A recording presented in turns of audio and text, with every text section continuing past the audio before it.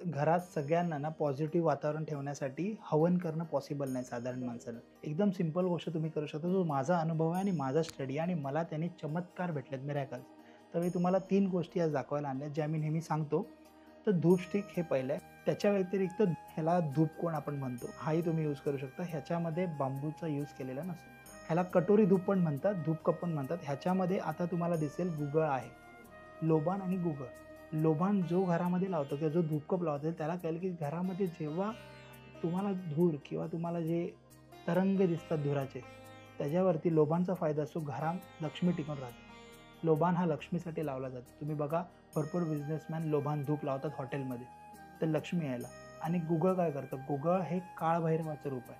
गुगळ तुमचं negative एनर्जीपासून protection करतं, घरामध्ये निगेटिव्ह एनर्जी यायला देत नाही. तर ह्या 3 गोष्टी लावल्यात घरात, हे एकदम सोपे उपाय आहेत आणि हे कोणी करू शकतो. तुम्हाला धूप आणू शकत नाही, तुम्ही धूप स्टिक आणा, धूपकोण आणा आणि ह्याचा वापर सुरू करा.